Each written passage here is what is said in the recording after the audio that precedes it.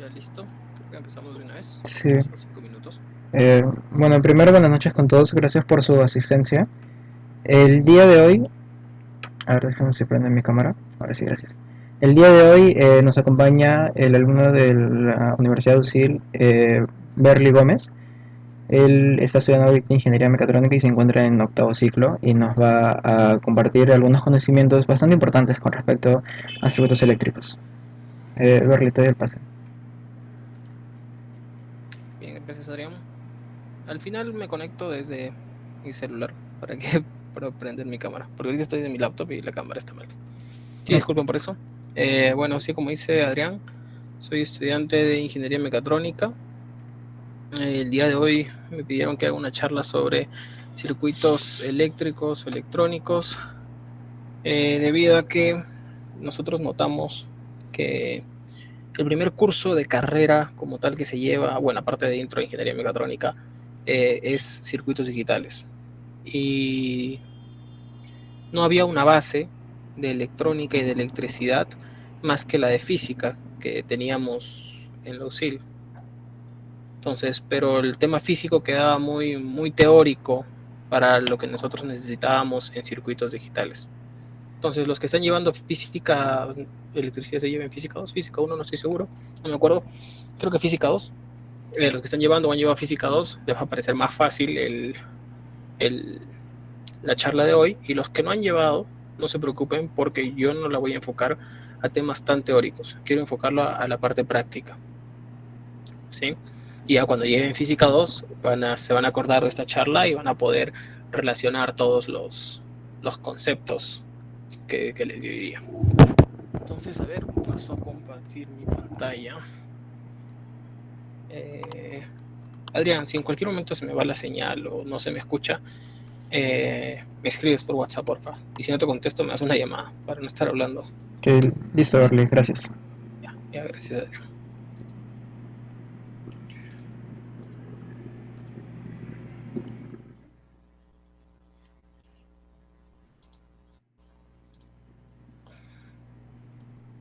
Ahora confírmame si se ve y si se escucha, por favor. Sí se ve y se escucha y te escucho claramente. Ya, gracias. Bien, una vez más, buenas noches a los que están presentes.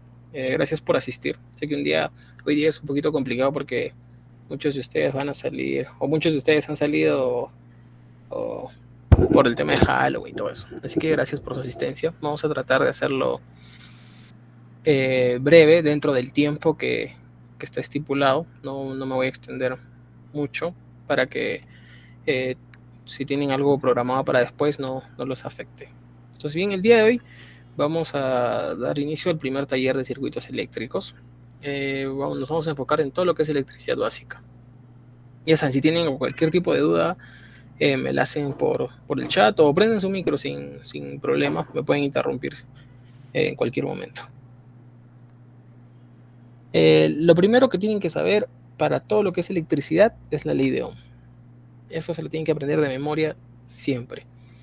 Como les dije, no voy a entrar a temas tan teóricos y de electrones, de parte química, parte física, de cómo funciona el flujo de electrones. No, quiero hacer la charla bastante práctica para que la relacionen con conceptos con conceptos de forma, bueno, práctica una vez más, cosas reales, ¿no? Entonces, ¿qué es la ley de Ohm? La ley de Ohm es una ecuación que relaciona el voltaje, la corriente y la resistencia. El voltaje se mide en voltios y justo esta ecuación nos dice que el voltaje es igual a la corriente por la resistencia. La corriente es justo la I en la ecuación y se mide en amperios. Entonces nosotros tenemos ¿qué se mide en voltaje? A ver, por ejemplo, baterías, pilas, la fuente de nuestro hogar.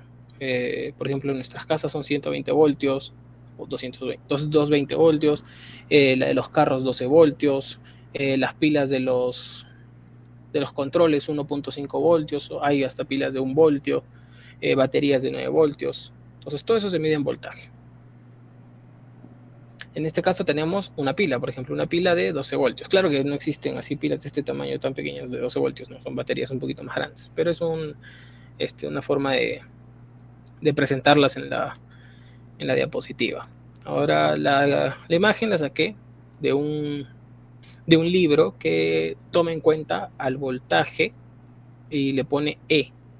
Hay algunos libros, algunas lecturas que la consideran como, que consideran esta variable, esta letra, para definir el voltaje, la E. Pero la mayoría es la V, de voltios. Entonces acuérdense de VIR, ley de Ohm, VIR. Voltaje es igual a intensidad por resistencia. Ya, y el voltaje ya saben qué es, lo que se mide en las baterías, en las pilas y todo eso. Ahora, ¿qué es la resistencia? Le voy a dar una pequeña introducción ahorita de qué es la resistencia, porque más adelante la vamos a ver un poquito más a fondo.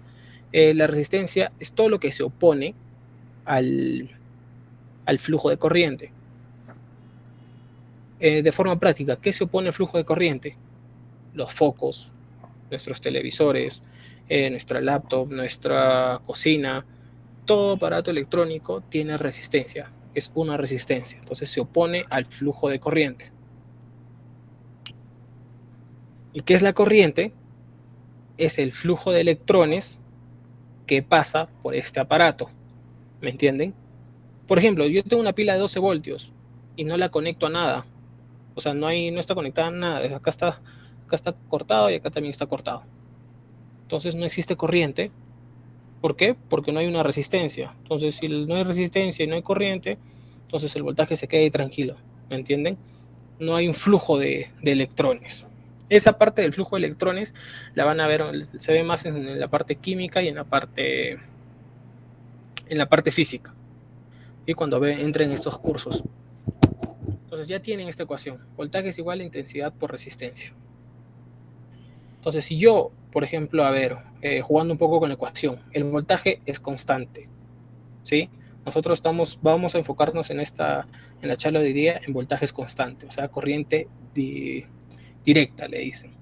Y hay otra que es corriente alterna, que es la que nosotros tenemos en nuestros hogares. Pero para el taller, el siguiente taller, ya vamos a hablar un poco más de corriente alterna. Ahora nos vamos a enfocar en corriente directa, o sea, baterías, pilas, las baterías de los carros, todo eso trabaja con corriente directa.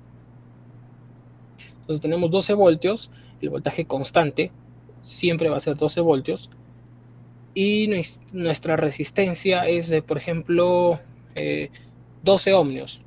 Entonces, para que esta ecuación se cumpla, si el voltaje es 12 y la resistencia es 12, nuestra corriente, ¿cuánto debería ser? 1, porque 1 por 12 es igual a 12. ¿Me entienden? Entonces, ¿qué define la corriente dentro del sistema? El valor de nuestra resistencia. Porque yo, por ejemplo, una tele de 10 pulgadas me consume una resistencia de 6 ohmios. Ya, pero una tele de 25 pulgadas, como es más grande, hay más focos, hay más componentes, no, esa me consume más. La puedo modelar como una resistencia de 12. Entonces, esa consume más corriente. ¿Me entienden? Cuando consume menos corriente. Mientras más resistencia, es menos corriente. Una resistencia de 12 ohmios, habíamos dicho que la corriente era de 1 amperio. Una resistencia de 6 ohmios, una corriente de 2 amperios. ¿Por qué? Porque 2 por 6, 12. Como les digo, el voltaje constante. Eso tenganlo en cuenta para justo el tema que les voy a comentar ahora, a continuación. Siempre me ha gustado empezar estas charlas de electricidad con el tema de seguridad. ¿Por qué? Porque he visto accidentes eléctricos, me han contado de accidentes eléctricos que básicamente no han tomado en cuenta justo con el simple hecho de tú saber esta ecuación de la ley de Ohm y entenderla, tú vas a poder evitar se va a poder, no te va a ocasionar ningún accidente si tú la conoces, ¿entienden? Ahorita van a entender un poco más por qué les digo esto. Entonces, ¿qué es más peligroso? ¿220 voltios y 1 amperio o 1 voltio y 220 amperios? Ustedes, por ejemplo, ven una máquina que trabaja con 5000 voltios y se asustan, ¿no? Sus 5000 voltios. Pero a ver, supongamos que la máquina trabaja con 0.0 amperios, 0.01 amperios. Entonces, bueno, 5000 voltios y 0. Claro que esa máquina no existe, ¿no? Pero 0.01 amperios. Entonces no hay mucha corriente, entonces la resistencia es alta, no hay peligro a las personas. ¿Por qué? Porque ¿qué es lo que mata? La corriente, ¿sí? Si no me equivoco, el cuerpo es capaz de soportar hasta 0.25 amperios, o sea, 250 o 25 miliamperios, si no me equivoco. Ese valor lo pueden confirmar en internet. Si por tu cuerpo supera los 25 miliamperios, ya empiezan a generarse quemaduras, y si supera el amperio, supera los 2 amperios, ya puede ocasionar la muerte, ¿no? Entonces, por eso, lo que siempre ocasiona las quemaduras, la muerte, lo que es más peligroso es la corriente. No se asusten tanto con el voltaje, pero claro, tengan esa lógica que si es una máquina de 5 voltios, de 5000 voltios, es porque es capaz de dar una gran cantidad de corriente. Entonces, porque va a trabajar con muchas resistencias.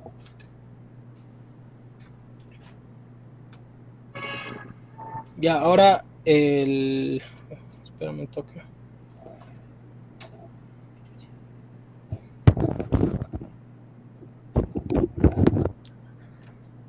Y ahora sí, ya estoy. Para el tema de seguridad, tienen que considerar dos conceptos: circuito abierto y cortocircuito. ¿Qué es un circuito abierto? Por ejemplo, acá tenemos un circuito en corriente directa.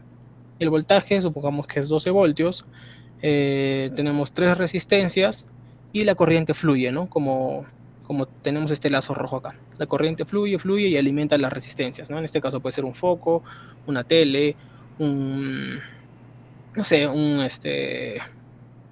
una licuadora. Entonces la corriente fluye y alimenta a tus aparatos electrónicos. Pero ¿cuándo se va la corriente? Cuando hay un circuito abierto, o sea, un cable se ha cortado. Entonces esto es una condición de circuito abierto. Entonces como no hay flujo de corriente, todos tus aparatos se van a apagar. Un ejemplo deseado de circuito abierto es el interruptor del foco de tu casa. O sea, tú en la posición de apagado estás generando un circuito abierto, pero de forma deseada, ¿no? O sea, porque tú quieres apagar el foco. Y si quieres prenderlo, conectas, o sea, ya es con un componente mecánico que conecta internamente acá el cable y se genera un circuito cerrado. Entonces ya se alimenta tu foco y se puede encender. Una condición no deseada de circuito abierto puede ser desgaste de cables. Por ejemplo, en un auto, vamos a hablar bastante de autos en la presentación. En un auto, como está sometido a vibraciones, y los cables están en constante rozamiento con la máquina, con diferentes componentes, se pueden ir desgastando hasta llegar a quebrarse. Entonces, si se quiebra, no hay flujo de corriente y ahí se genera un circuito abierto no deseado. Y nuevamente tenemos acá la ecuación de la ley de Ohm. Voltaje es igual a intensidad por resistencia. La resistencia en un circuito abierto es infinita. ¿Por qué? Porque la corriente va a querer pasar para acá y no va a poder. Entonces la resistencia, tengan eso siempre en cuenta, es infinita. ¿Por qué? Porque la corriente no fluye por el aire. ¿Sí? Entonces acá, al haber un circuito abierto, acá hay aire, ¿no? Entonces no puede fluir la corriente, entonces se dice que la resistencia es infinita. Y cuando la resistencia es infinita, la corriente tiende a cero. O sea, no hay corriente, como les dije, ¿no? Como la resistencia es muy, muy alta, entonces no hay corriente, entonces se apagan todos mis sistemas, ¿no? Lo que les dije, el foco, la tele, la licuadora. Y el voltaje se mantiene. Esto tengan en cuenta siempre, ¿no? Mis 12 voltios van a estar ahí, listos para entregar la corriente necesaria. Entonces yo he simulado aquí un circuito sencillo. Este componente aquí es un amperímetro. Ya en la siguiente charla vamos a ver cómo es que se conectan los amperímetros, si es serie, paralelo. Se encarga de medir la corriente, porque les dije que la corriente se mide en amperios. Y esta de acá es una resistencia de 1 kiloohmio. Entonces yo tengo el interruptor del foco de mi casa. Supongamos que este es el foco, una resistencia, porque le dije que todo aparato electrónico, eléctrico, se puede modelar en un circuito como una resistencia. Acá está mi batería. Oye, hablando de carros, Este es las luces de mi auto, y ahí está la batería. Entonces yo acciono la palanca que está en el timón para, por ejemplo, accionar las luces altas, y automáticamente se cierra el circuito y las luces ven que está fluyendo corriente por la luz. Entonces la luz está energizada y está alumbrando. Ahora, un circuito abierto, no hay flujo de corriente. ¿Por qué? Porque la resistencia tiende a infinito. Cuando la resistencia tiende a infinito, la corriente tiende a cero. ¿Ven? La corriente es cero. Esta es la condición más básica, el ejemplo más simple que deben de tener en cuenta para esto. Ahora, el otro, el que es más peligroso, es cortocircuito. Ustedes en algún momento han escuchado, hoy hay un cortocircuito, o no sé, se apagaron todas las máquinas en su casa porque había un cortocircuito. Esta condición es la más peligrosa de todas. ¿Por qué? Porque les dije que la corriente es la que mata a las personas. No mata ni la resistencia ni el voltaje. Entonces, por ejemplo, nosotros tenemos acá nuestra batería que está alimentando. Ven el flujo de corriente, está alimentando. Imagínense que este cable todavía no está. Está alimentando nuestro foco. Entonces sigue alimentando.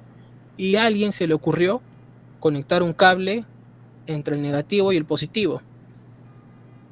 Algo que me olvidé de mencionarles es que la corriente siempre va a tratar de ir por el camino más fácil. Como todo en la física, siempre va a tratar de ir por el camino más fácil.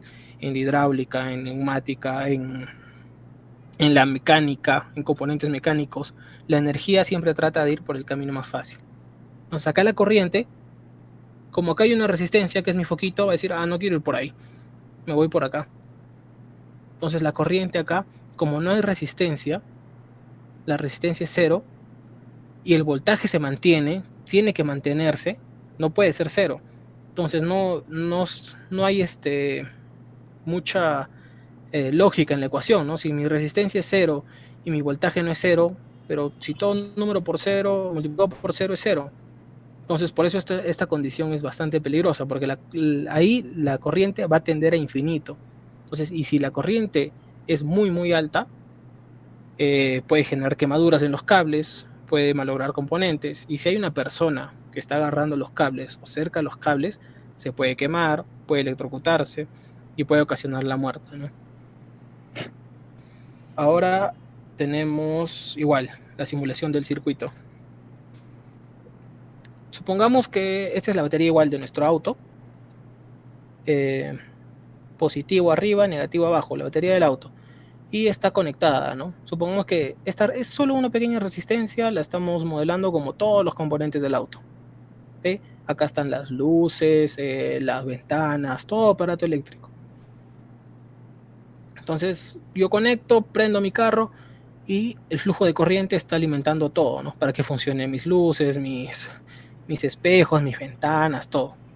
Y acá tenemos otra vez midiendo la corriente, ¿no? 12, en este caso hay 12 miliamperios. La corriente es bastante baja en este circuito de acá. Ahora, ¿qué significa esto de acá? Esto representa la Tierra. ¿Por qué lo he colocado? Porque la Tierra puede ser o este punto, o la puedo considerar como esta, como este símbolo de acá. Y yo le quise colocar, ¿por qué? Porque en los autos la Tierra tiende, bueno, lo que hacen todas las empresas, la Tierra es el chasis del auto. ¿Sí? O sea,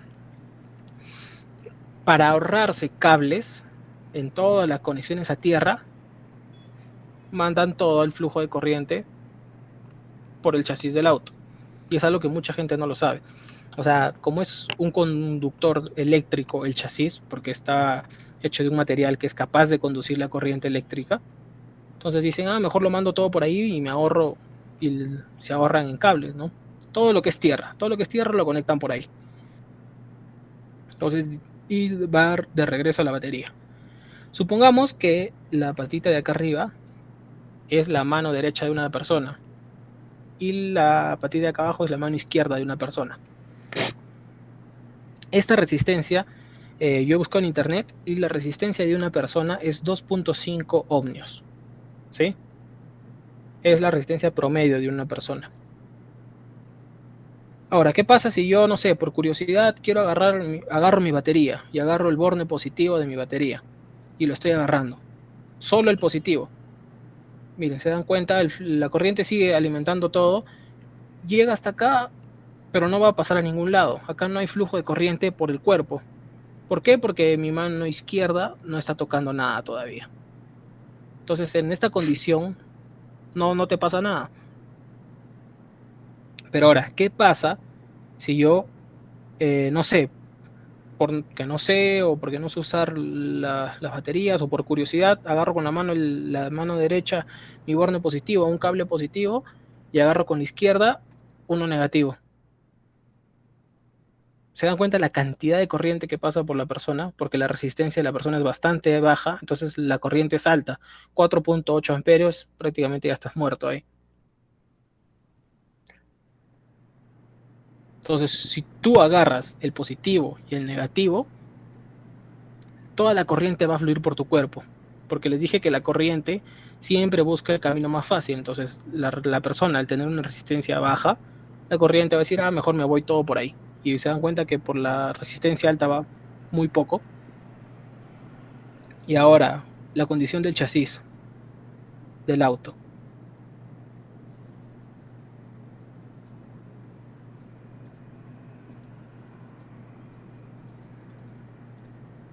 ¿Esto qué no me deja?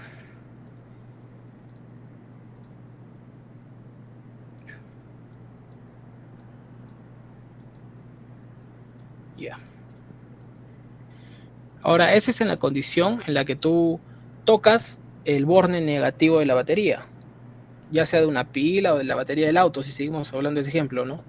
Por ejemplo, en las pilas es fácil de identificar porque una te dice más y la otra parte de la pila te dice menos. Entonces, si tú con las dos, con un dedo, eh, tocas la parte negativa y con el otro la parte positiva, como es una pila y el voltaje es bien bajo, entonces no vas a sentir la corriente que pasa por tu cuerpo. Pero tú sin darte cuenta estás descargando la pila. Si tú estás tocando, ¿por qué? Porque tu cuerpo, tu piel es conductora de corriente. Entonces tú, como te digo, como es una pila, no está pasando nada. O sea, no sientes la corriente que pasa por tu cuerpo, pero la estás descargando, o sea, la estás malogrando la pila. Pero en una batería de un auto, el voltaje ya es mayor, entonces ahí sí se siente, miren. Yo le he puesto 12 voltios a mi batería, que es el común de todos los autos. Y me está botando 4.8 amperios por mi cuerpo. O sea, prácticamente me está matando. Eh, yo hace un tiempo estuve trabajando en una empresa, en un taller mecánico, y me mandaron a desarmar un motor. Y lamentablemente, bueno, no pasó, no llegó nada extremo, pero yo estaba desarmando justo donde estaba conectado un cable positivo. Y no pasaba nada porque estaba en esta condición, ¿no? Solo estaba tocando el cable positivo. Entonces no fluía nada de corriente por la herramienta. La herramienta es de metal, transporta la corriente. El flujo de electrones puede pasar por la herramienta porque está hecha de metal. Entonces, y lamentablemente la parte de atrás de la herramienta chocó con el chasis de la máquina, porque les dije que los autos tienden a usar el chasis como la parte negativa para ahorrarse todo el cableado. Y la herramienta se fundió porque se quemó y se soldó al chasis. Fue tanta la temperatura en la herramienta. Yo felizmente estaba con mis equipos de protección, no me quemé, no me hice nada, ¿no? Y al toque solté la herramienta, apenas vi la chispa de fuego. Y la herramienta de verdad que se quemó y se quedó soldada al chasis. ¿Por qué? Porque toda la corriente empezó a fluir por ahí. Entonces, para que me entiendan un poquito más esa parte, bueno, recalcarles esto, que en un circuito, cortocircuito, es lo más peligroso. ¿Por qué? Porque la resistencia es cero. Y cuando la resistencia es cero, la corriente tiende a infinito. Entonces, justo algo así fue el caso en el cual yo estaba trabajando. Estaba mi batería, este es el motor de arranque de un auto, es un componente eléctrico, entonces tiene que alimentarse con la batería. Entonces, y es una herramienta igualita con la cual yo estaba desarmando esto. Teníamos que sacar este motor y para sacarlo tenías que desconectar todo el cableado y ahí recién salía, ¿no? del equipo. Y yo me puse a desarmar justo el perno que está, la tuerca que está acá arriba.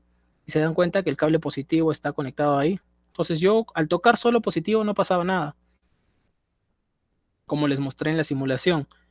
Pero cuando la pata de atrás, cuando la parte de atrás de la herramienta tocó el chasis, se hizo un cortocircuito. ¿Por qué? Porque prácticamente estaba haciendo esto. Estaba conectando la tierra con el positivo, entonces toda la corriente iba a fluir por acá. Y fue tanta la corriente que la herramienta se soldó al chasis, o sea, se prendió en fuego y se quedó soldada al chasis. Por eso es que ahora los autos tienen una llave de desconexión. O siempre que ustedes trabajen en algún equipo o algo, asegúrense de que la máquina esté desenergizada.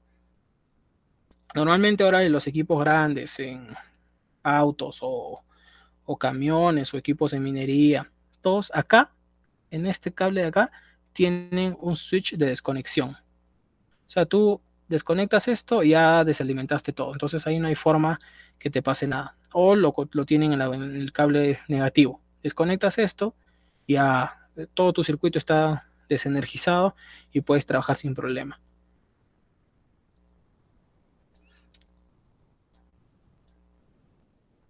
Ya bien, ¿tienen alguna duda hasta ahí? He tratado de avanzar un poquito rápido esta parte de seguridad para enfocarme bien en lo otro.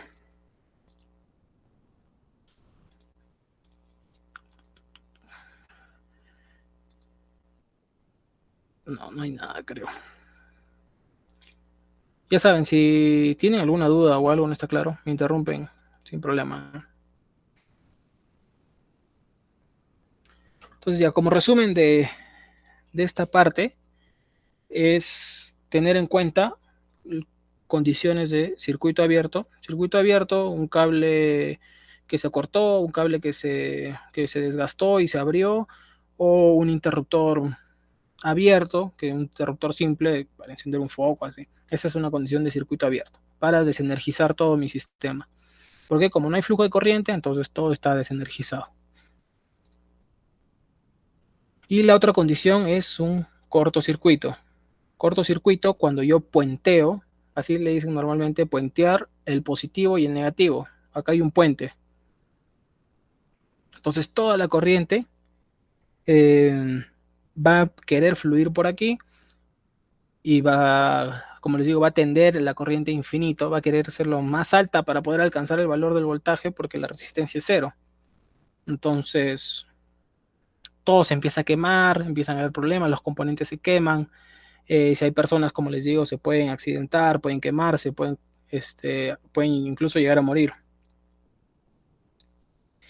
Y ahora sí, ya vimos la parte que a mí me parece más importante de todo el taller, el tema de la seguridad. Y ahora ya hablamos un poco de la parte un poquito más teórica. En primer lugar, vamos a hablar de las resistencias. Creo que con todas las explicaciones que les he dado ya saben que es una resistencia, pero igual vamos a conversarlo. Resistencia se le denomina a la oposición al flujo de corriente eléctrica a través de un conductor. La unidad de resistencia en el sistema internacional es el ohmio, como les dije, que se representa en la letra griega en honor al físico alemán Georg Simon Ohm, quien descubrió el principio que ahora lleva su nombre. Todo aparato eléctrico, una vez más lo recalco, puede ser modelado como una resistencia. Bueno, seguimos con el ejemplo del auto. Las luces, las ventanas, los espejos, todo lo que funcione con electricidad es una resistencia. ¿Por qué? Porque se opone al paso del flujo de corriente. Entonces, si volvemos a la simulación para comprobar la ley de Ohm, tenemos el voltaje, vamos a ponerle 10 para que sea fácil calcular. Nuestra batería de 10 voltios. Y una resistencia de 10 ohmios.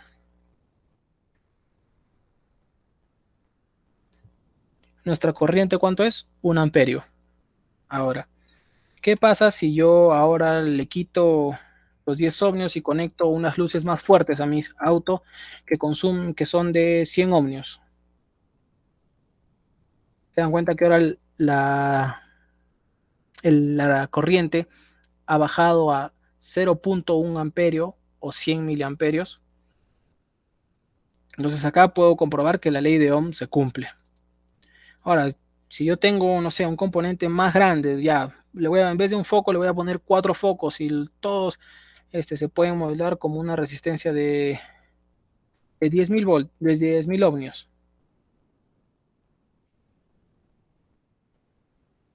Ven, el flujo de corriente es bastante bajo. ¿Por qué? Porque mi resistencia es alta. Entonces, mientras más alta es la resistencia, la corriente es más baja, el flujo de corriente es más bajo. Ahora es 1 miliamperio, debe ser 0.001 amperios. Entonces, así es como trabaja una resistencia, ¿no? Se opone al paso del flujo de corriente. Pero, ¿qué pasa si mi resistencia es cero? Ni el simulador me deja ponerle cero. ¿Por qué? Porque no se podría satisfacer la ecuación de la ley de Ohm. Como les dije, el voltaje es la corriente es cero, la resistencia es cero, la corriente va a tender a infinito y todo se va a empezar a quemar. Pues por eso las resistencias, la primera vez que se escuchan de resistencias dicen, pero son malas porque no se oponen al paso del flujo de corriente y no me dejan que alimentar los circuitos. No, más bien si no hubieran resistencias, todo sería un cortocircuito y la corriente siempre tendría que ser infinito y todo se quemaría. Entonces, para eso sirven las resistencias, ¿no? Para limitar el paso de la corriente. Entonces, si yo quiero que mi corriente sea baja, le aumento la resistencia. Si yo quiero que mi corriente sea alta, le bajo la resistencia. Entonces, ahí voy aumentando la corriente. Bien, esto es resistencia. Como les dije, yo quería que la charla sea más práctica. Si ya han llevado el curso de circuitos digitales, es probable que ya tengan el kit de laboratorio. Y si no, ya el próximo ciclo van a poder ver los laboratorios ya de forma presencial, si se puede, ojalá se pueda. A nosotros, por ejemplo, cuando llevamos circuitos digitales, nos llegó un kit con resistencias. ¿Por qué? Porque si no había resistencias, íbamos a quemar todos los demás componentes. Porque si no hay resistencia, la corriente es altísima y todo se quema, como les dije. ¿Cómo identifico una resistencia? Ahorita en la siguiente diapositiva van a ver la foto de una resistencia. Pero lo importante que deben de saber cuando tengan una resistencia en la mano, para saber su valor, solamente tienen que ver los colores de la resistencia. La mayoría, las más comunes, las más comerciales, solo tienen 4 colores. Hay otras más industriales, un poco más grandes, que se designan con 5 colores. Y ahí lo único que tienen que hacer es tabla de 5 colores de resistencia. O tabla de identificación de 5 colores de resistencia. Entonces la buscan en internet y les aparece. La más común, la que yo les he puesto acá, es para 4 colores. El primer color o la primera banda es nuestro primer dígito. La segunda banda es nuestro segundo dígito. La tercera banda, el multiplicador. Y la cuarta, la tolerancia. Por ejemplo, para esta resistencia que tenemos aquí, la primera es amarilla. Entonces, amarillo, ¿cuánto es? Cifra 4. Segunda banda es violeta, cifra 7. Entonces, 4 y 7, ya, 47. Tercera banda, multiplicador, por 100. 47 por 100 es 4700. Sí, 4700. Entonces, ¿de cuánto es el valor de esta resistencia? Es de 4700 ohmios o 4.7 kiloohmios. ¿Y qué es la tolerancia? Ya, esto es cuando ustedes empiecen a realizar mediciones para ver si está dentro del rango o no. Por ejemplo, este tiene una tolerancia verde. Verde es de más o menos 0.5%. O sea, supongamos que mi resistencia es de 100 ohmios y tengo una tolerancia de más o menos 0.5%. Eso quiere decir que yo cuando la mida tiene que marcar 100.05, 100.5 o 99.5. O sea, tiene que estar en ese rango, porque no es exacto, ¿no? O va a estar, como les digo, tiene que estar entre 99.5 y 100.5. ¿Por qué? Porque hay un error, una tolerancia de más o menos 0.5%. Esa tolerancia es bastante baja, la de color verde, mira. Es de menos de 1%. Tenemos otras tolerancias de 10%, 5%. Y cuando no tiene color, miren, del 20% la tolerancia. O sea que varía bastante el valor teórico con el real.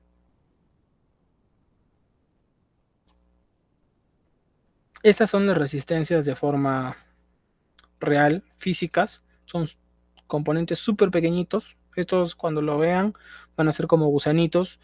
Y estas son las patitas con las que los conectan a los demás componentes. Y cuando vayan a comprarlas, las van a tener así, ¿no? Y les dicen, oye, dame una resistencia de 1000 ohmios. Ya te las vende y luego tú como compruebas, no vas a estar midiendo, conectándolas. Lo único que haces es ver los colores. A ver, marrón es 1, negro es 0. Entonces hasta ahí tengo 10. La tercera banda les dije que era el factor multiplicador. Rojo por 100, 10 por 100, 1000. Entonces esta resistencia sí es de 1000 ohmios. Y a ver, por si acaso su tolerancia es dorada. Oro, bueno, le ponen acá. Oro, 5%. O sea, tiene una tolerancia del 5%. Puede variar entre esos valores. O sea, si es de 1000, puede llegar hasta 1050 o hasta 950 ohmios. O sea, está entre ese rango.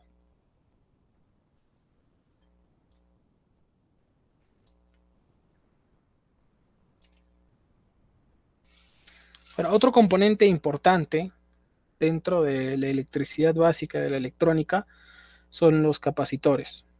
La parte física de los capacitores es bastante interesante, pero ya la van a ver en el curso de Física 2. Habla del flujo de electrones, es bien, bien chévere cuando la simulan y se explica ahí. Acá la vamos a ver de una forma un poco más práctica.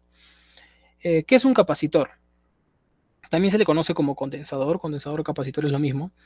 Es un dispositivo capaz de almacenar energía a través de campos eléctricos, uno positivo y uno negativo.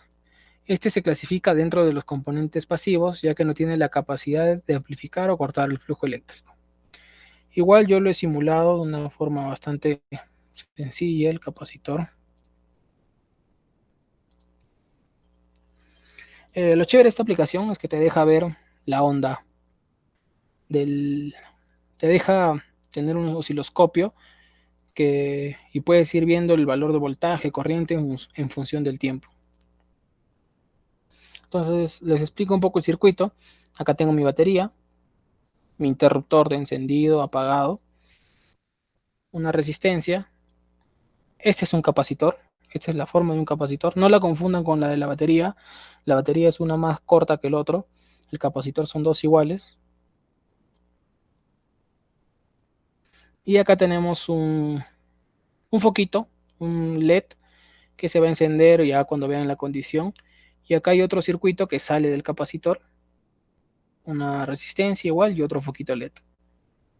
Pero antes de explicarles el circuito, hay un video que creo que se entiende bastante bien lo que es un capacitor. Adrián, ¿estás por ahí? Confírmame si se escucha.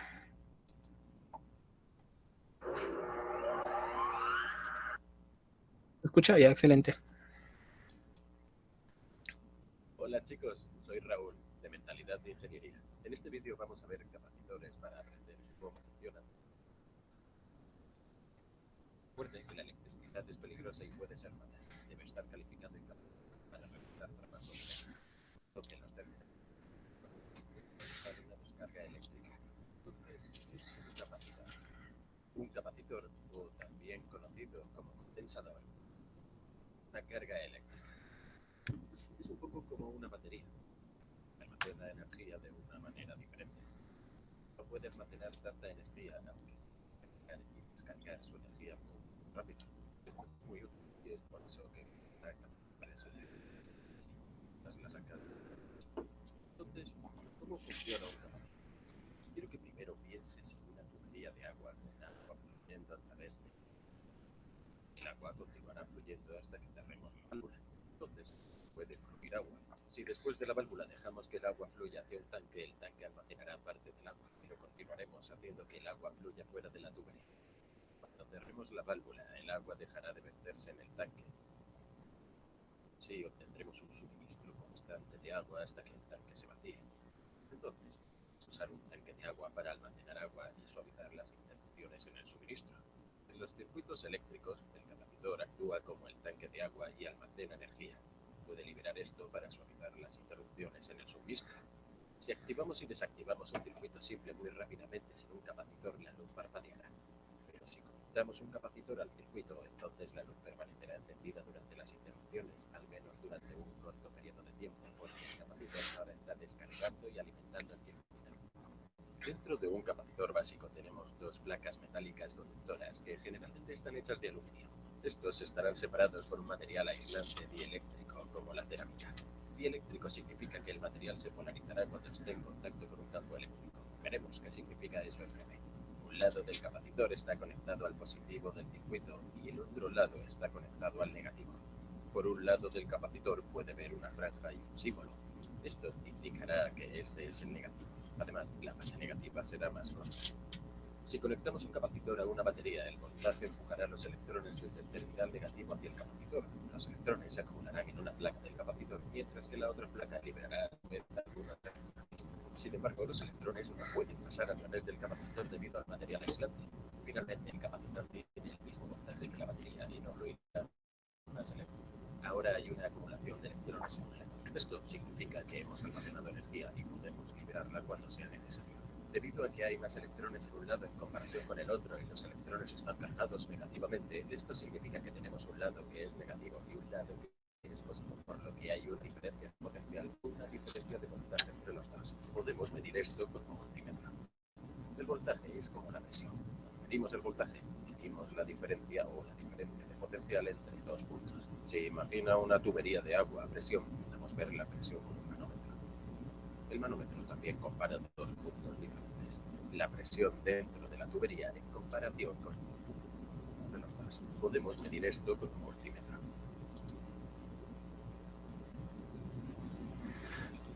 Bien, hasta ahí es la parte importante. De ahí habla de mediciones y otros temas que ya los vamos a tocar en el siguiente taller de cómo medir voltaje, corriente, serie, paralelo. Pero lo importante de acá es que sepan que el capacitor, como dijo al inicio del video, puede trabajar como una batería, pero en un instante muy, muy corto de tiempo. El capacitor es este que se observa en pantalla, lo conectamos a una batería y se empieza a cargar. Se carga, se carga, se carga, se carga. Una vez cargado, corta todo y ya no fluye la corriente. O sea, se corta el flujo de corriente en el sistema, que ahorita lo vamos a ver esto en el simulador. Entonces el capacitor, una vez que se termina de cargar, ya deja de fluir la corriente. Entonces ya está cargado el capacitor. Entonces ya tenemos nuestro capacitor cargado. Y ahora vamos a ver. Ya está, acá. Entonces esta era la parte inicial que teníamos, ¿no? Ignoren todavía lo del foquito, lo del LED y lo de la resistencia. Tenemos el capacitor, lo conectamos a nuestra batería, el capacitor se carga, se carga, se carga, se carga hasta llegar a su máximo, hasta su máxima capacidad y boom, corta todo, corta el flujo de corriente.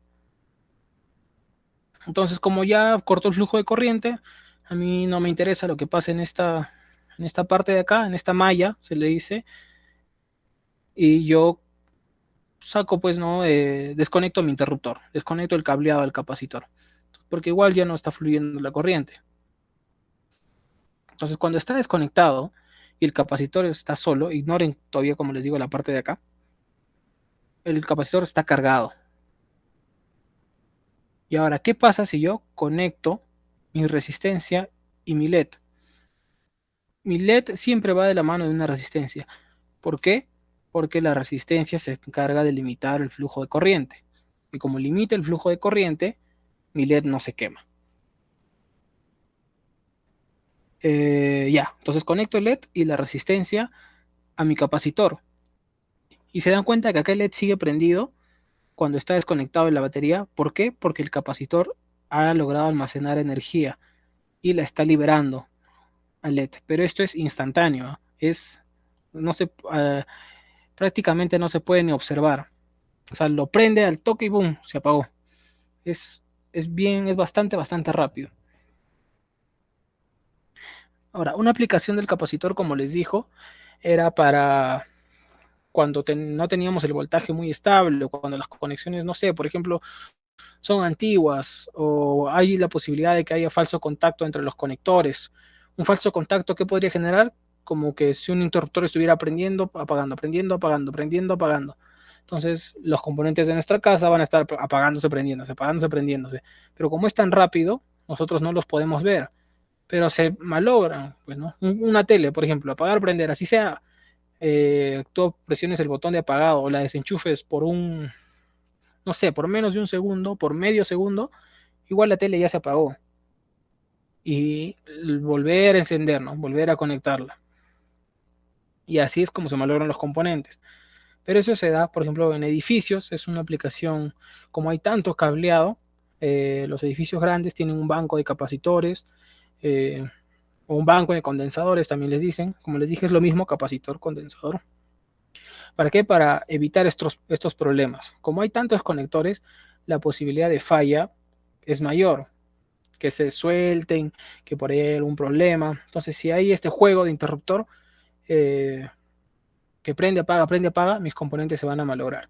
Entonces, ¿en qué ayuda el capacitor? Que en el instante en que se apagó, el capacitor va a funcionar como batería, pero es un instante, el tiempo es muy corto. Entonces suelta toda la energía y hace que mi tele se mantenga prendida. Entonces, otra vez este se conecta y otra vez carga el capacitor mientras se energiza mi tele. Y otra vez, no sé, por algún problema, algún movimiento en el edificio se desconectó otra vez mi conector, pero así instantáneo, ¿no? Por un falso contacto. Se desconectó otra vez mi capacitor, ayuda, ¿no? Pum, energiza otra vez mis componentes para que no se malogren. Ahora, si se da la condición de circuito abierto ya por un largo tiempo, por ejemplo, no sé, el cable se desgastó y se rompió. Entonces eso no es algo instantáneo, o sea, no es algo momentáneo, perdón, ¿no? No es algo rápido que se va a volver a conectar. Entonces se rompió y se desconectó. Entonces el capacitor solo va a funcionar unos segundos, ¿no? Energiza, ¡pum! Se empieza a apagar todo. ¿Por qué? Porque el capacitor ya se desenergizó todo y no hay otra cosa que lo vuelva a cargar. ¿Por qué? Porque el cable ya se rompió, pues, ¿no? Entonces esta es una aplicación en la cual se podría usar los capacitores. Ahora vamos a ver el simulador. Esta es prácticamente la misma del video, solo que yo le he agregado una resistencia acá al capacitor para que no haya problemas, pero igual se podría conectar de frente. Como les dije, tengan en cuenta siempre la resistencia limita la corriente. Entonces yo le he colocado esta resistencia de 1K para que mi corriente no sea tan alta. Ya está, supongamos que todo está apagado. Ignoren todavía la parte de acá. Todavía esta parte de acá no lo tomen en cuenta. Solamente es la primera malla, la de la izquierda. Entonces yo energizo.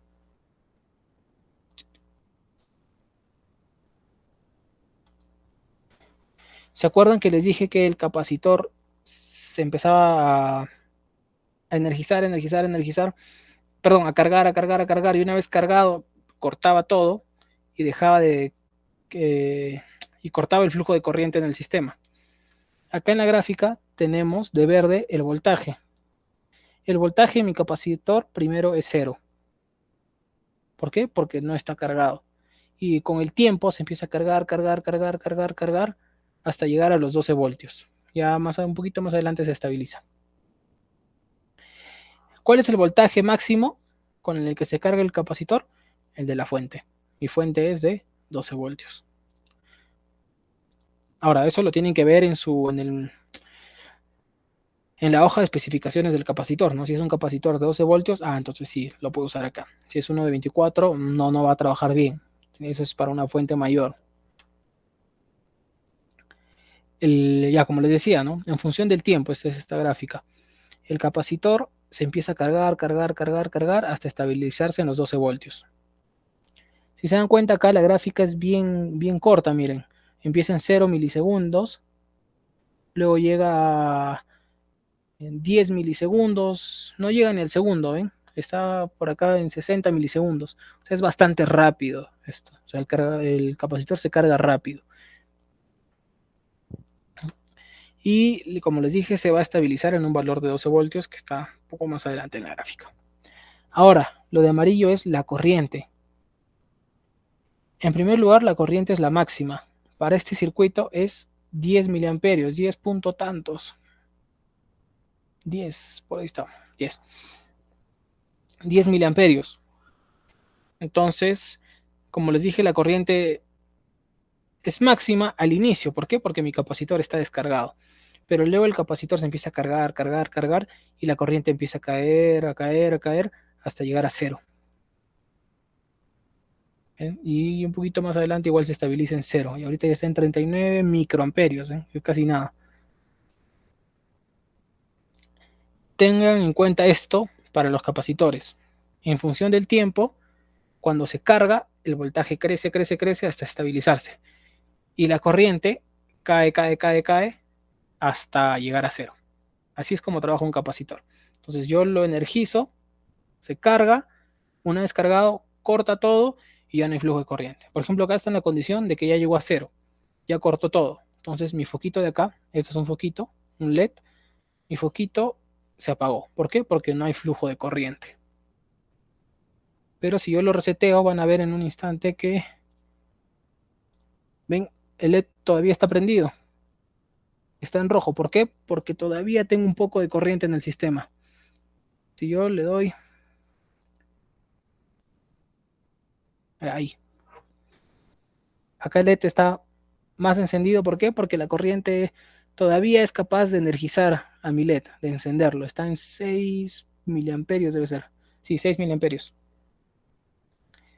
Entonces, todavía el capacitor, como no está completamente cargado, está permitiendo el paso de la corriente en el sistema.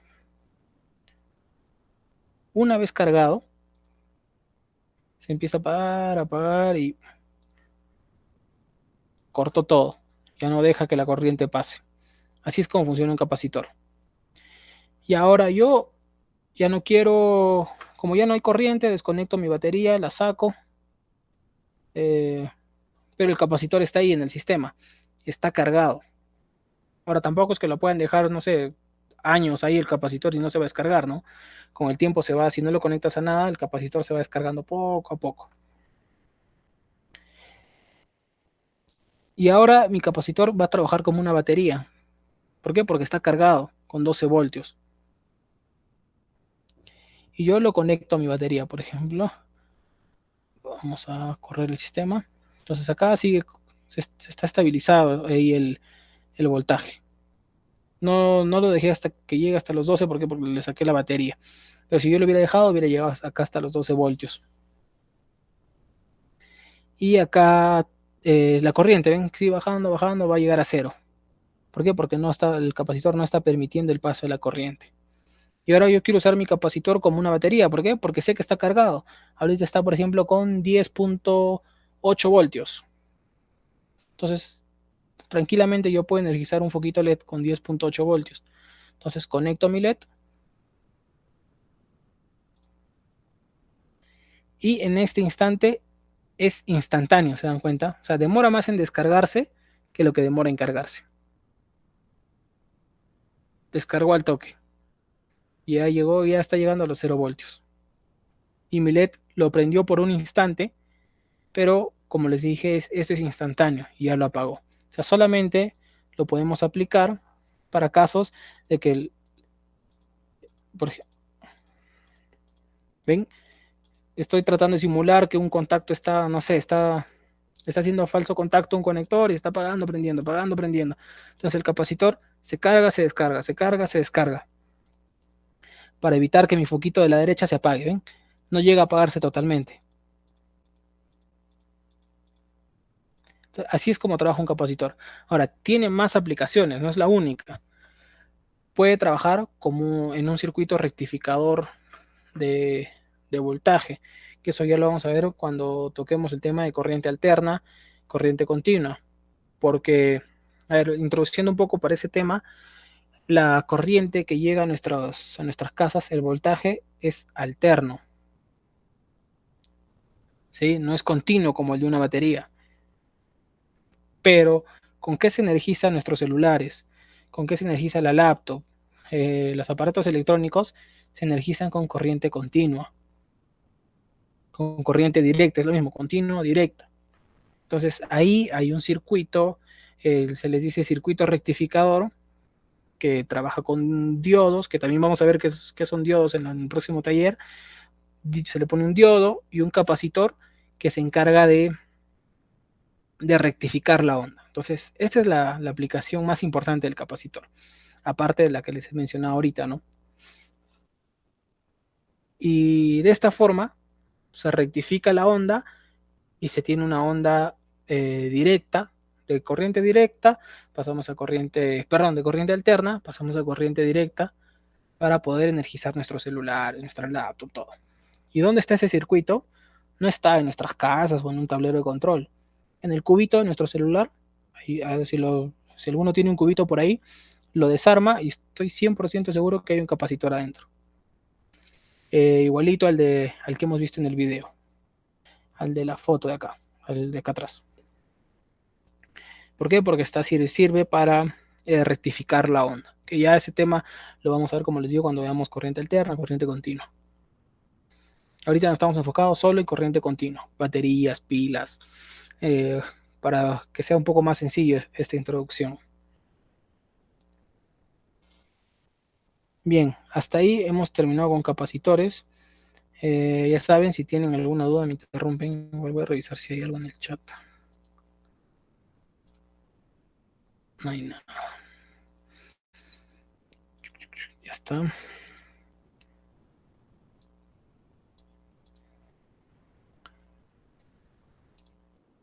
Ahora tenemos el video de inductores o bobinas, ya para poder terminar la charla de hoy. A ver, pasamos con lo de bobinas.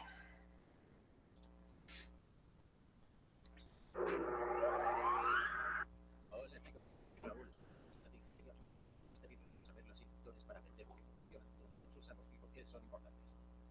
Recuerda que la electricidad es peligrosa y puede ser letal. Tienes que estar planificado y ser competente para llevar a cabo cualquier.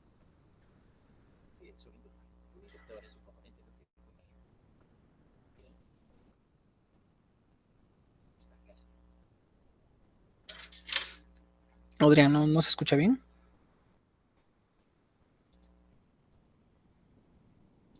A ver, vamos a presentarlo con la otra forma ya.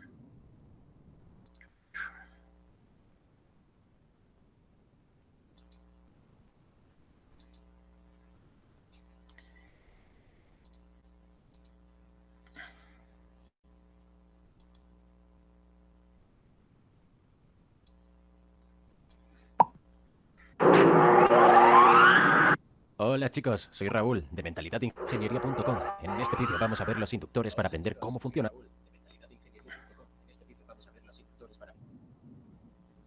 Mejor, ¿no? Ya listo, entonces acá lo vemos.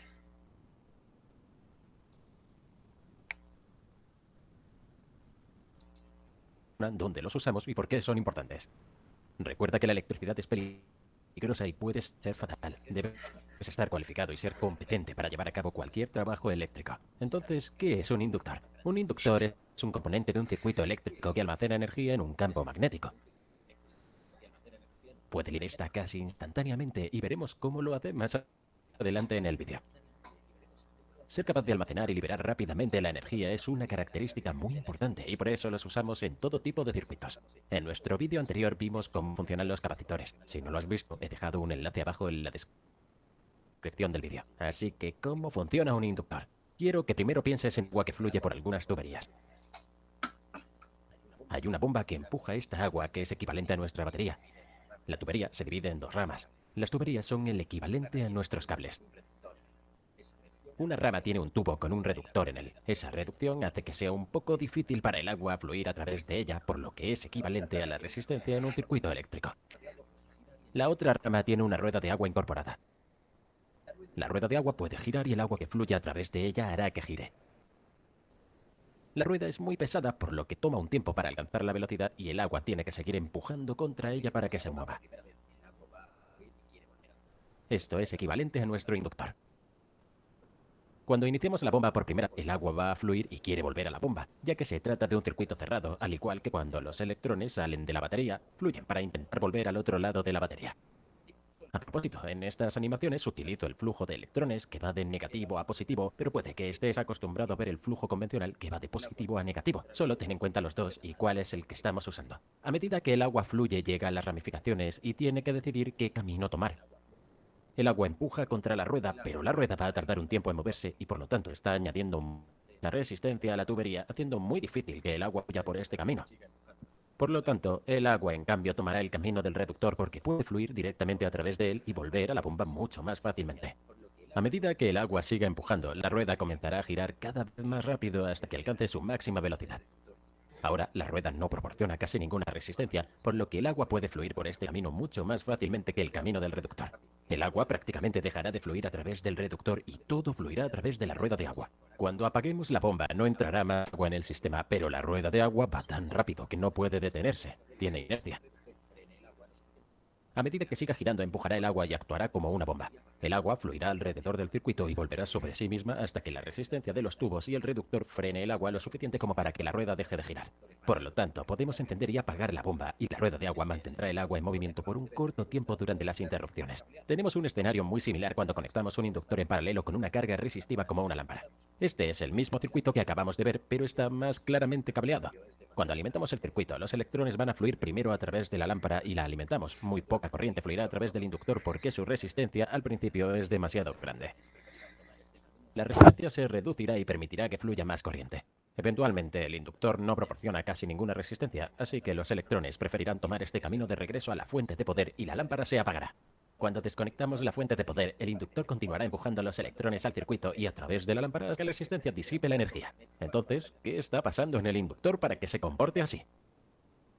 Cuando pasamos la corriente eléctrica a través de un cable, este genera un campo magnético a su alrededor. Podemos ver esto colocando brújulas alrededor del cable. Cuando pasemos la corriente a través del cable, las brújulas se moverán y se alinearán con el campo magnético. Cuando invertimos la dirección de la corriente, el campo magnético se invierte y así las brújulas también cambian de dirección para alinearse con esto. Cuanta más corriente pasemos a través de un cable, mayor será el campo magnético. Cuando envolvemos el cable en una bobina, cada cable produce de nuevo un campo magnético, pero ahora todos se fusionarán y formarán un campo magnético más grande y poderoso. Podemos ver el campo magnético de un imán con solo esparcir algunas limaduras de hierro sobre un imán que revelan las líneas del flujo magnético. Cuando el suministro de electricidad está apagado, no existe un campo magnético, pero cuando conectamos la fuente de poder, la corriente comenzará a fluir a través de la bobina, por lo que un campo magnético comenzará a formarse y aumentará hasta su máximo tamaño. El campo magnético está almacenando energía. Cuando se corta la energía, el campo magnético comenzará a colapsar y así el campo magnético se convertirá en energía eléctrica y esto empuja a los electrones. En realidad va a suceder increíblemente rápido. Solo he reducido la velocidad de las animaciones para que sea más fácil de ver y entender. ¿Por qué hace esto? A los inductores no le tratan de detenerla con una fuerza opuesta. Cuando la corriente disminuye, tratan de detenerla empujando los electrones hacia afuera para tratar de mantenerla igual. Así que cuando el circuito va de apagado a encendido, habrá un cambio en la corriente que ha aumentado. El inductor va a tratar de detener esto para que crea una fuerza opuesta conocida como Fen o fuerza electromotriz que se opone a la fuerza que lo creó. En este caso, la corriente que fluye a través del inductor desde la batería. Alguna corriente todavía va a fluir a través de ella y mientras lo hace genera un campo magnético que aumentará gradualmente a medida que aumente más y más corriente, fluirá a través del conductor y la Fen se desvanecerá. El campo magnético alcanzará su máximo y la corriente se estabilizará. El inductor ya no resiste el flujo de corriente y actúa como un trozo de cable normal. Esto crea un camino muy fácil para que los electrones fluyan de vuelta a la batería, mucho más fácil que fluir a través de la lámpara, por lo que los electrones fluirán a través del inductor y la lámpara ya no brillará. Cuando cortamos la energía, el inductor se da cuenta de que ha habido una reducción de la corriente. No le gusta esto y trata de mantenerla constante, así que empujará los electrones hacia afuera para tratar de estabilizarla. Esto encenderá la lámpara. Recuerda, el campo magnético tiene energía almacenada de los electrones que fluyen a través de él y la convertirá de nuevo en energía eléctrica para intentar estabilizar el flujo de corriente. Pero el campo magnético solo existirá cuando la corriente pase a través del cable y, por tanto, a medida que la corriente disminuya de la resistencia del circuito, el campo magnético colapsará hasta que ya no proporcione ninguna energía. Si conectamos una resistencia y un inductor en circuitos separados a un osciloscopio, podemos observar los efectos visualmente. Cuando no fluye ninguna corriente, la línea es constante y plana en cero, pero cuando pasamos la corriente a través de la resistencia, obtenemos un trazado vertical instantáneo hacia arriba y luego se aplana y continúa a un cierto valor. Pero cuando conectamos un inductor y pasamos corriente a través de él, no se elevará instantáneamente, sino que aumentará gradualmente y formará un perfil en curva, continuando eventualmente a una línea plana. Cuando detenemos la corriente a través de la resistencia, esta vuelve a caer instantáneamente y conseguimos que esta línea vertical y repentina regrese a cero. Pero cuando detenemos la corriente a través del inductor, la corriente continúa y obtenemos otro perfil curvo hasta cero. Esto nos muestra cómo el inductor resiste el aumento inicial y también trata de evitar la disminución. Por cierto, hemos cubierto la corriente en detalle en un vídeo anterior. Consulta los enlaces de abajo. ¿Cómo son los inductores? Los inductores en los tableros de circuitos se verán algo así, básicamente un cable de cobre envuelto alrededor de un cilindro o un anillo. Tenemos otros diseños que tienen alguna cubierta. Esto es generalmente para proteger su campo magnético y evitar que interfiera con otros componentes. Veremos los inductores representados en los dibujos de ingeniería con símbolos como estos. Algo que hay que recordar es que todo lo que tenga un cable enrollado actuará como un inductor, incluyendo motores, transformadores y relés. ¿Dónde los usamos? Los usamos en los convertidores elevadores boost para aumentar el voltaje de salida de CC mientras disminuimos la corriente. Podemos usarlos para restringir una fuente de CA y permitir que solo pase la de CC. Los usamos para filtrar y separar diferentes frecuencias. También los usamos para transformadores, motores y relés. ¿Cómo medimos la inductancia? Medimos la inductancia de un inductor en la unidad de Henry. Bien, chicos, esta última parte no tiene mucho, los va a confundir un poco. Lo importante es, lo chévere de estos videos es que lo relaciona con el tema del agua, para que sea algo un poco más real, para que lo puedan relacionar bastante bien. Entonces, una bobina es muy parecida a un capacitor. Es tan parecida, pero no sé cómo decirlo, es tan parecida, pero todo trabaja al revés, ¿me entienden? O sea, es por eso que se relacionan.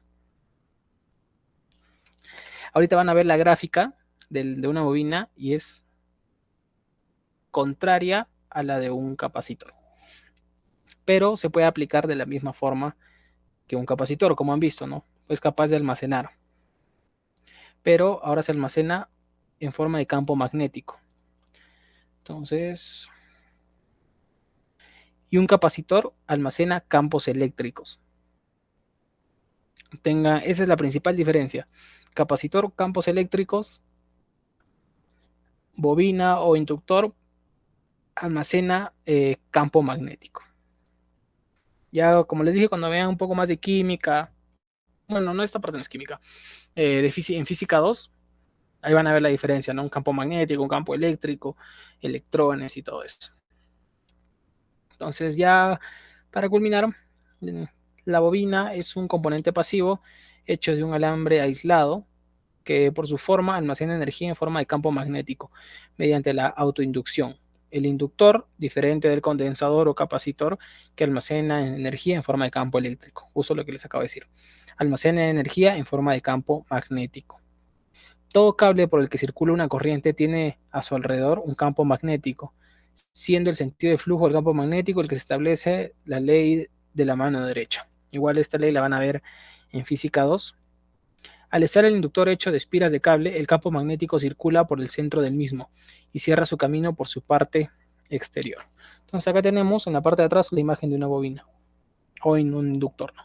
Es una espiral de varios cablecitos y por ahí se forma un campo magnético y queda almacenado ahí. De igual forma, tengo el simulador de la bobina. Acá tenemos la bobina. Igual le coloco una resistencia para limitar la corriente y también le coloco un circuito en paralelo a la bobina para ver cómo es que trabaja. Entonces vamos a resetear todo para que no tengamos nada. Esto lo eliminamos. Ahorita no hay nada, todo está desconectado, voltaje 0, corriente 0.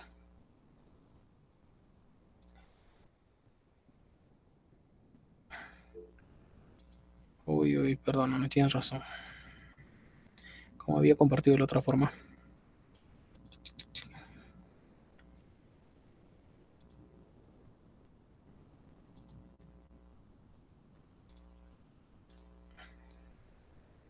Y ahora sí, ¿no?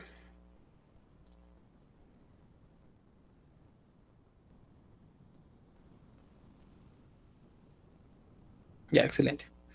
Ya, de esta parte de acá, lo único que resaltar que la diferencia entre una bobina y un capacitor es que la bobina almacena energía en forma de campo magnético y el capacitor energía en forma de campo eléctrico.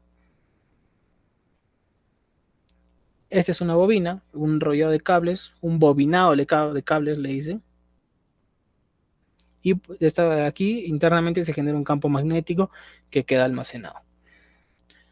Entonces ahora tenemos la PPT que habla de la simulación. Lo reseteamos. Igual nuestra resistencia, nuestra bobina, de esta forma como en el video les han explicado, de esta forma se puede representar una bobina. Acá tenemos un foquito LED y otro foquito LED en nuestra batería. Entonces apagamos todo. Voltaje 0, corriente 0. No hay nada porque está apagado. Ahora energizamos. Lo paramos ahí.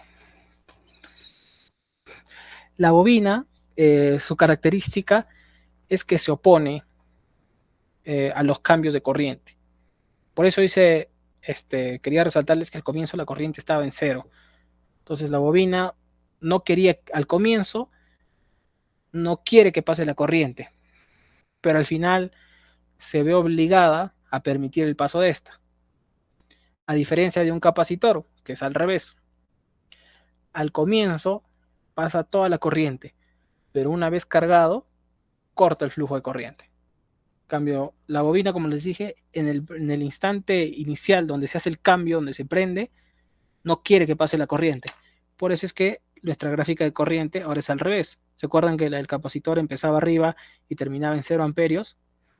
La bobina empieza en 0 y se carga hasta llegar a la corriente ahora del sistema, que está limitada por nuestra resistencia, ¿no?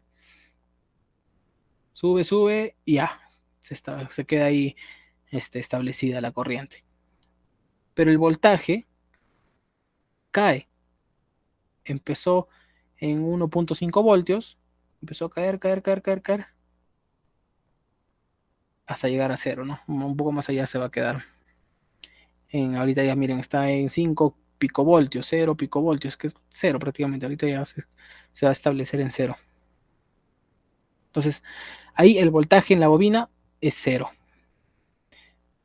Pero la corriente es la máxima. Entonces, por eso, a diferencia de mi circuito anterior, en este instante mi foquito está prendido, pero en el inicio va a estar apagado. Ahora, otra vez va a haber un cambio de corriente. A ver, debí ponerlo primero acá. Entonces ya se estableció la corriente y el voltaje en 0. Otra vez hay un cambio de corriente. Ay, espérenme. Ya vi, ahí está, justo se pudo ver acá. Entonces está la bobina ahí. Suelto acá. Y vieron que mi foquito se encendió por un instante. Esto es bastante rápido. Y luego se apagó. Entonces, casi igual que un capacitor, ¿no? Por eso les dije, son tan parecidos, el funcionamiento es muy parecido, pero si se dan cuenta, sus ondas son al revés. El capacitor, en primer lugar, el voltaje empezaba en 0 y iba subiendo hasta los 12 voltios de mi batería. Y la corriente empezaba en lo máximo y caía hasta 0. Pero la bobina es al revés.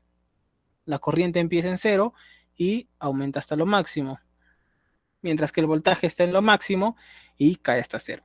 Entonces yo siempre lo he tomado como que el capacitor, o sea, claro que la forma en que lo digo está mal, porque almacenar voltaje o almacenar corriente no es posible, se almacena la energía. Pero para que se acuerden de la diferencia de los dos, entonces digo el voltaje, el capacitor se encarga de almacenar energía, o sea, de almacenar voltaje, y la bobina almacena corriente. ¿Por qué? Porque el capacitor empezó en cero, el voltaje, y subió hasta lo máximo. Entonces está ahí almacenado. Pero la bobina almacenó corriente.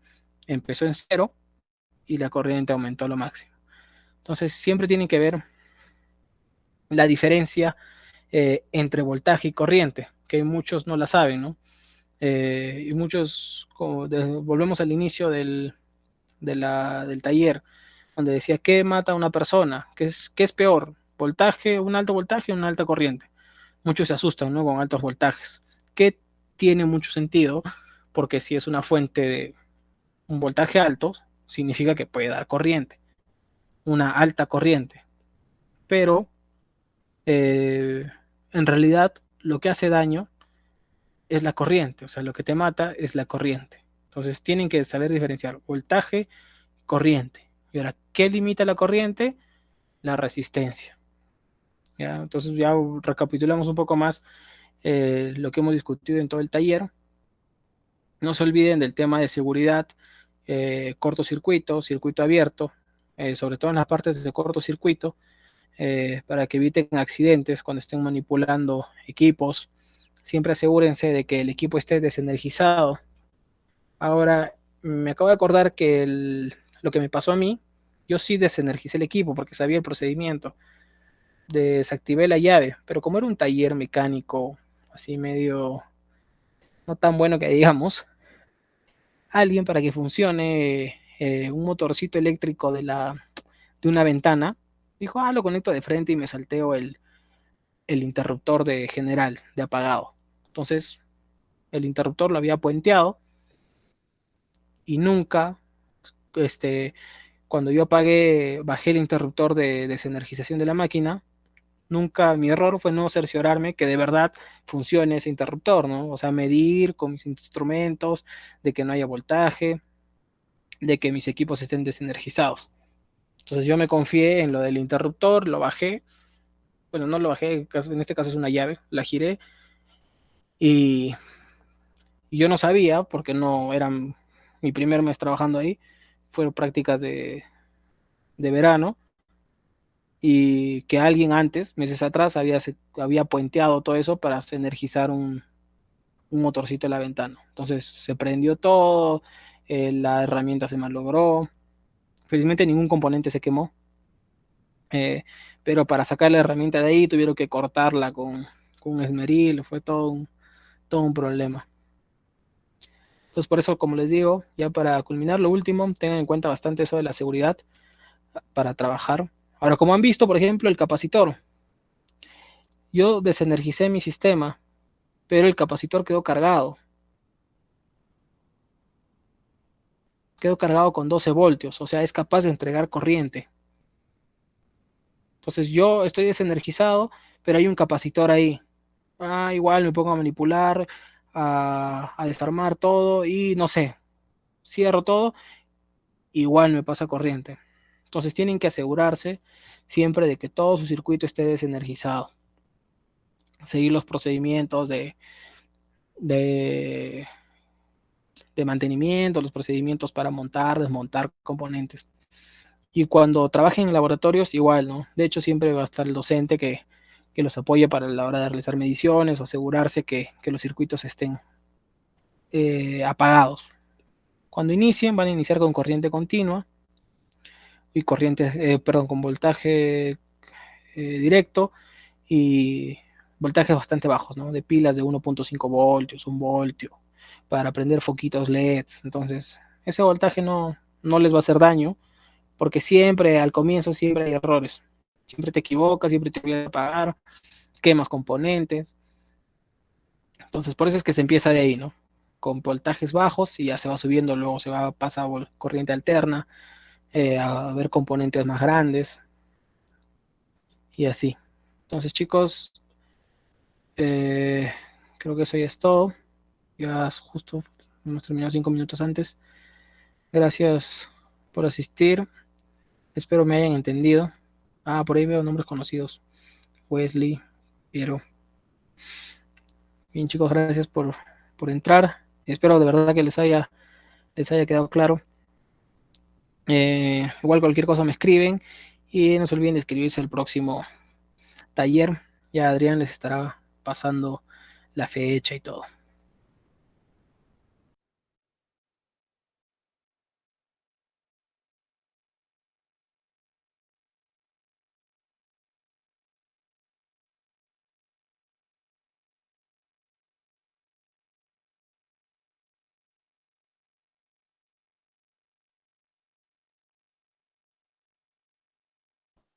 Gracias, nos vemos. Cuídense.